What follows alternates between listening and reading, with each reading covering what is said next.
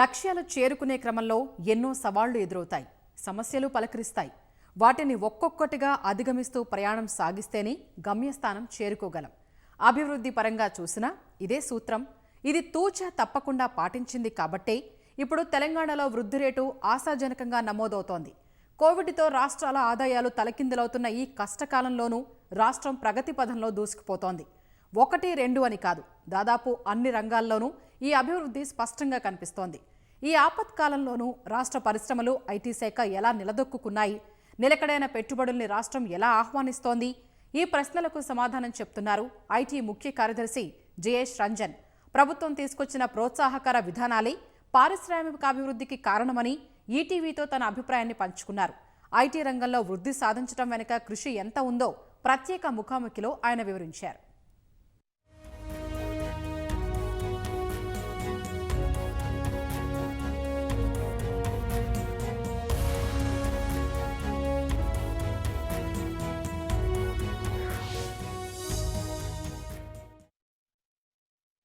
Covid క్లిష్ట పరిస్థితుల్లోనూ రాష్ట్ర పరిశ్రమలు, ఐటీ శాఖలు మెరుగైన ఫలితాలను సాధించాయి.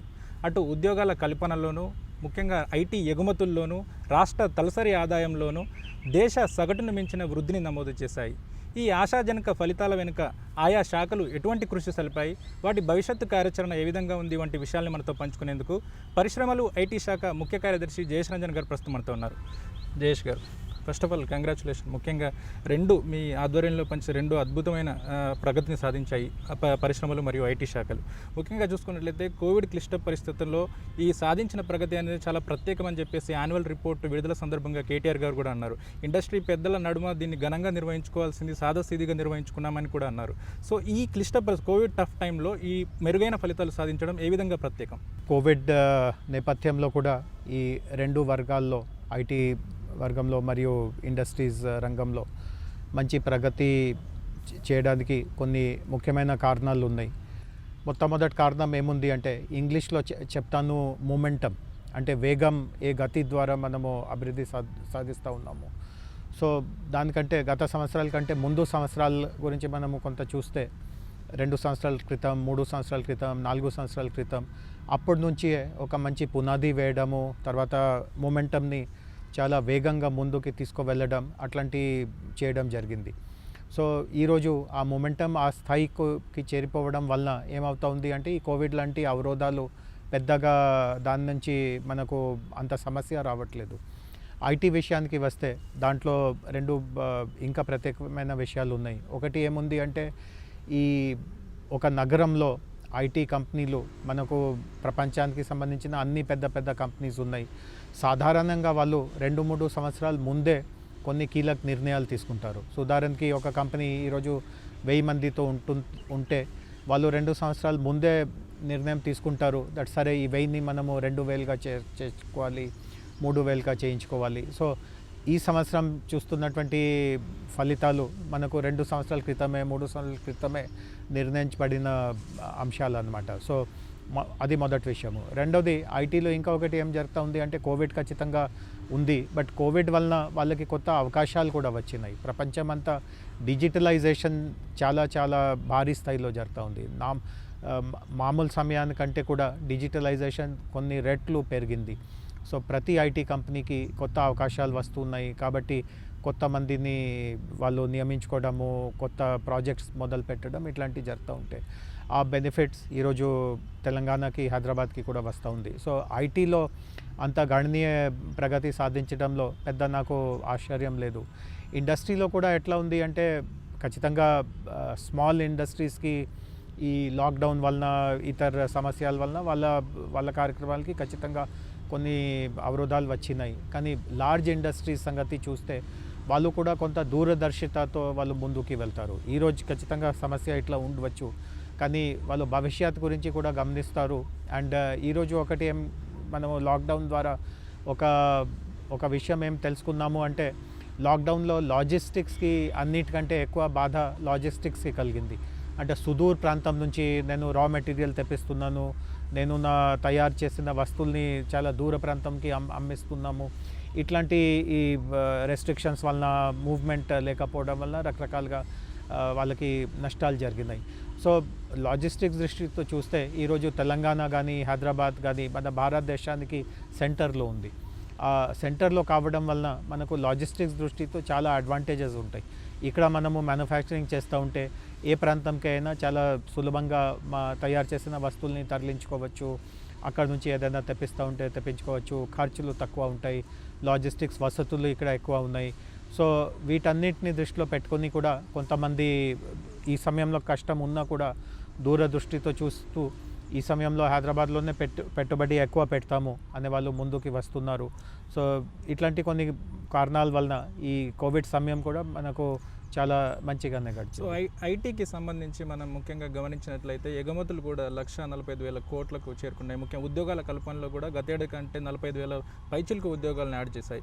సో ఆఫీస్ స్పేస్ విషయంలో కూడా బెంగళూరుని మనం అధిగమించినట్టు కూడా వార్షిక నివేదికలో పేర్కొన్నారు. ఈ ఫలితాలన్నింటినీ మనం భవిష్యత్తులో ఏ విధంగా చూసుకోవచ్చు? సో నేను ఇందాక చెప్పినట్టుగా ఈ సంవత్సరం వచ్చిన ఫలితాలు అద్భుతాలు వెనక కొన్ని మూల కారణాలు ఇట్లాంటివి ఉన్నాయి. అండ్ ముఖ్యంగా ప్రతి సంవత్సరం అంటే 2014 ఏ సమయంలో తెలంగాణ కొత్త రాష్ట్రంగా ఏర్పడబడింది అప్పటి నుంచి ఇప్పటి వరకు ప్రతి సంవత్సరమే ఈ వార్షిక నివేదిక విడుదల చేసే సందర్భంలో ఇట్లాంటి ఫలితాలు మనము చూడగలుగుతున్నాము. మౌలికంగా హైదరాబాద్లో ఇట్లాంటి అభివృద్ధి జరిగేయడానికి ప్రధానమైన కారణాలు ఏమేమి ఉన్నాయో అవి ఇంకా గట్టిగా తయారవుతూ ఉంది. ఉదాహరణకి ఇక్కడ టాలెంట్ పూల్ చాలా చక్కటిగా ఉంది. ఒకప్పుడు నాకు గుర్తుంది 2014లో నేను కొత్తగా ఐటీ శాఖలో బాధ్యత తీసుకునేటప్పుడు ఒకటి అందరూ ఏం చెప్పేవాళ్ళు అంటే మీరు ఇంకా కష్టపడాలి, ఇక్కడ అంతమంది మేధావులు మాకు దొరకరు, బెంగళూరులో చాలా ఈజీగా దొరుకుతారు, హైదరాబాద్లో టాలెంట్ అంత మంచిగా ఉండదు, ఇట్లాంటి కొంతమంది ఇట్లా కొంచెం ఫీడ్బ్యాక్ కామెంట్స్ చేసేవాళ్ళు. సో అప్పటి నుంచి ఇప్పటి వరకు ఇట్లాంటి ఫీడ్బ్యాక్లో పూర్తిగా మార్పు వచ్చింది. ఈరోజు ఫీడ్బ్యాక్ ఎట్లా వస్తుంది అంటే చాలా రంగాల్లో ఇతర ప్రాంతాల కంటే కూడా ముఖ్యంగా బెంగళూరుతో హైదరాబాద్కి ఎక్కువ పోలిక ఉంటుంది. బెంగళూరు కంటే కూడా మీ దగ్గర కొన్ని వ్యవహారాల్లో కొన్ని విషయాల్లో మంచి టాలెంట్ ఉంది. అండ్ టాలెంట్ గురించి ఇంకా 2 ప్రత్యేకతలు ఏమున్నాయి అంటే బెంగళూరులో ఆ టాలెంట్కి మీరు ఎక్కువ జీతం ఇవ్వాల్సిందిగా ఉంటుంది, ఎందుకంటే అక్కడ కాస్ట్ ఆఫ్ లివింగ్ ఎక్కువ ఉంది. హైదరాబాద్లో కాస్ట్ ఆఫ్ లివింగ్ తక్కువ ఉండడం వలన వాళ్ళకి శాలరీ మీకు అంత భారంగా ఉండదు. అండ్ గత కొన్ని సంవత్సరాలుగా కంపెనీస్ ఇంకొకటి ఏం గమనిస్తున్నారు అంటే ఈ బెంగళూరులో ఈ ఎంప్లాయీ మార్పిడి చాలా భారీగా జరుగుతూ ఉంటుంది. అంటే ప్రతి సంవత్సరం ఒక పెద్ద కంపెనీ పరిస్థితి చూస్తే కనీసం ఒక 12 నుంచి 14% మంది ఎంప్లాయీస్ చేంజ్ అయిపోతారు. అంటే వాళ్ళు ఇక్కడ నుంచి వదిలేసి వేరే ఒక దగ్గరికి వెళ్ళిపోతారు. సో మీరు మళ్ళీ కొత్తగా వాళ్ళ బదులు ప్రత్యామ్నాయాలుగా మీరు కొత్త వాళ్ళని పెట్టాలి, వాళ్ళకి శిక్షణ ఇవ్వాలి, వాళ్ళు కొంతకాలం వాళ్ళకి పడుతుంది మీ వర్క్ మీ కల్చర్లో అలవాటు పడడానికి. హైదరాబాద్లో ఈ శాతం జస్ట్ 3 నుంచి 4% ఉంది. సో ఉద్యోగాల్ని మీరు ఎక్కువగా పోవు, మీకు శాలరీ భారం తక్కువ ఉంటుంది, ప్లస్ క్వాలిటీలో ఏమాత్రం కూడా లోటు లేకుండా ఇక్కడ మీకు మంచి ఎంప్లాయీస్ దొరుకుతారు. సో ఇట్లాంటి మౌలిక హైదరాబాద్లో అడ్వాంటేజెస్ ఏమున్నాయో అవి ఇంకా దీంట్లో వృద్ధి అవుతూ ఉంది, అవి ఇంకా మంచిగా తయారవుతూ ఉన్నాయి. సో భవిష్యత్తులో కూడా ఇదే ట్రెండ్ కొనసాగుతుంది, నాకు కొద్దిగా కూడా దాని గురించి డౌట్ లేదు. సో ఐటీతో పాటు లైఫ్ సైన్సెస్ రంగం హైదరాబాద్లో ప్రామినెంట్గా ఎదుగుతూ వస్తుంది. ప్రపంచ స్థాయి ఆవిష్కరణలు జీనోమ్ వ్యాలీ కేంద్రంగా సాగుతూ ఉన్నాయి. So genome valley second phase గురించి, అదేవిధంగా బయోఫార్మా హబ్ గురించి కూడా ఎప్పుడెప్పుడు అని ఎదురు చూస్తున్నారు. సో ఎప్పటి వరకు సాకారమయ్యే అవకాశాలు ఉన్నాయి? అంటే జీనోమ్ వ్యాలీ సెకండ్ ఫేజ్ కార్యక్రమాలు మొదలైంది, ఈ సంవత్సరమే మొదలు చేయడం జరిగింది. ఆ రోజు మినిస్టర్ గారు కూడా చెప్పారు, కొన్ని కంపెనీస్ పేర్లు చెప్తూ వాళ్ళు కొత్తగా అక్కడ ఇన్వెస్ట్మెంట్స్ పెడుతున్నారు. సో అవన్నీ జీనోమ్ వ్యాలీ ఫేజ్ 2లో జరుగుతూ ఉంది. అదేవిధంగా బయోఫార్మ్ హబ్లో కూడా కన్స్ట్రక్షన్ మొదలైంది, కన్స్ట్రక్షన్ ఇంచుమించుగా పూర్తి కూడా అయిపోయింది. అండ్ కొన్ని కంపెనీస్ ఆల్రెడీ దాంట్లో స్పేస్ తీసుకోవడానికి కూడా ముందుకి వచ్చింది. సో గత బయో ఏషియాలో ప్రకటించినవి 2 ఇప్పటికే సాధ్యమైంది. అండ్ దాని ద్వారా బయోటెక్నాలజీ రంగానికి ఇంకా పెద్ద పీఠం దొరికే అవకాశం ఉంటుంది. ఇప్పటికే ఈ కరోనా వ్యాక్సిన్స్ నేపథ్యంలో హైదరాబాద్లో ఉన్నటువంటి ఘనతని మొత్తం ప్రపంచమే ఈరోజు చూస్తూ ఉంది. భారత్లో ఉత్పత్తి అవుతున్నటువంటి వ్యాక్సిన్స్ ఇక్కడ నుంచి అన్నీ తయారవుతూ ఉన్నాయి, అది అందరూ చూడగలుగుతున్నారు. సో హైదరాబాద్ ఖ్యాతి ఇంకా ప్రపంచాన్ని వైపు అంత వ్యాపిస్తూ ఉంటుంది.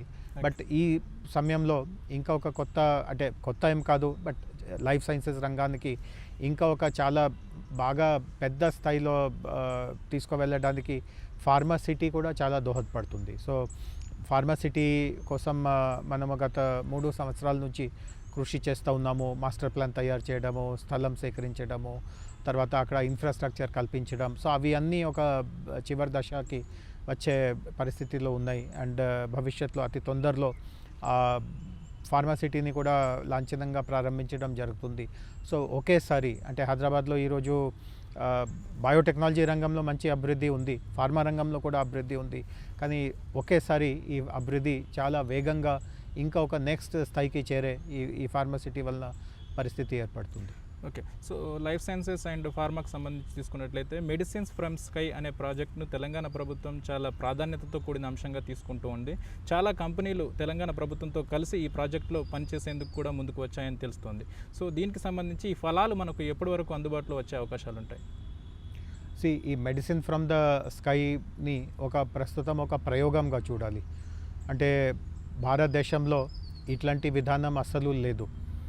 ప్రపంచంలో కూడా కొన్ని లిమిటెడ్గా ఒక ఆఫ్రికాలో ఒక దేశం ఉంది, రవాండా అంటారు, అక్కడ ఇది ఒక స్థాయికి చేరింది. కానీ మిగతా అన్ని దగ్గర ఇది చాలా చిన్న స్థాయిలో జరుగుతూ ఉంది. భారత్లో ఈ కార్యక్రమం అస్సలు ఎప్పటి వరకు కూడా మొదలు అవ్వలేదు. ఎందుకంటే దీంట్లో చాలా రిస్క్స్ ఉన్నాయి. తర్వాత అనేక రకమైన పర్మిషన్స్, అనేక రకమైన దానికి అనుమతులు, ఇతర డిపార్ట్మెంట్స్తో సమన్వయం అవన్నీ కూడా అవసరం ఉంటుంది.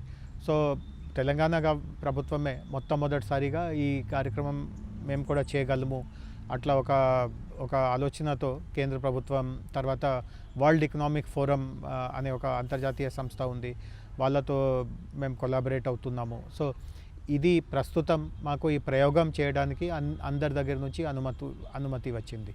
సో ఈ ప్రయోగం ద్వారా ఎట్లాంటి ఫలితాలు వస్తాయి, ఎంత దూరం వ్యాక్సిన్స్ తీసుకోగలుగుతాము, ఎంత దూరం మెడిసిన్స్ తీసుకోగలుగుతాము, బ్లడ్ ఎంత దూరం తీసుకోగలుగుతాము, తర్వాత ఆ తీసుకువెళ్ళే క్రియలో ఏదైనా సమస్య వస్తుందా, ఉదాహరణకి వ్యాక్సిన్స్ ఒక టెంపరేచర్ ప్రకారం తీసుకువెళ్ళాలి. సో ఎయిర్ మార్గంలో తీసుకువెళ్ళిపోతూ ఉంటే టెంపరేచర్లో ఏదైనా సమస్య ఏర్పడే ఏమైనా పరిస్థితి వస్తుందా.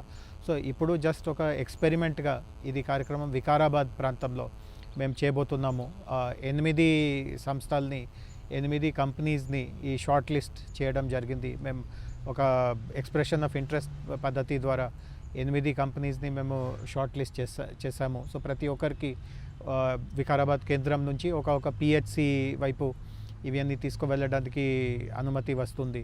అండ్ వాళ్ళు ఈ ప్రయోగంలో అంటే కొంతమంది ఈ సమయంలో ఈ ప్రయోగం జరుగుతూ ఉంది కాబట్టి కొంతమంది ఇందులో ఏమైనా కోవిడ్ వ్యాక్సిన్ పంపిస్తారా అట్లా కూడా అడుగుతున్నారు. కానీ వాస్తవికత ఏముంది అంటే ఈ ప్రయోగంలో కోవిడ్ వ్యాక్సిన్ అసలు భాగం లేదు. ఈ ప్రయోగము కోవిడ్ వచ్చే ముందే ఏర్పాటు చేయడం జరిగింది, కనిపెట్టడం జరిగింది. అప్పుడు కోవిడ్ అనే పేరు కూడా మేము ఎవరు వినలేదు. సో కోవిడ్ వ్యాక్సిన్తో ఏం సంబంధం ఉండదు. మామూలుగా పిల్లలకి వాడే పోలియో వ్యాక్సిన్స్ కావచ్చు, ఇతర వ్యాక్సిన్స్ కావచ్చు, మెడిసిన్స్ కావచ్చు, వీటన్నిటిని ఎంత భారం ఒకసారి మనము తీసుకోగలుగుతాము, పేలోడ్ అంటారు ఇంగ్లీష్లో, ఎన్ని కేజీది బరువుని మనము ఆకాశ మార్గం ద్వారా పంపగలుగుతాము, కరెక్ట్గా ఏ స్పాట్ దగ్గర ల్యాండ్ అవ్వాలి అక్కడే ల్యాండ్ అవుతుందా. సో ఈ ఎక్స్పెరిమెంట్ జరుగుతుంది. ఎక్స్పెరిమెంట్ మీద మొత్తం భారతదేశానికి చూపు ఉంది. అండ్ ఎక్స్పెరిమెంట్ ఇది మంచిగా జరుగుతూ ఉంటే ఈ పాలసీ మొత్తం దేశవ్యాప్తంగా వచ్చే భవిష్యత్తులో అవకాశం ఉంది.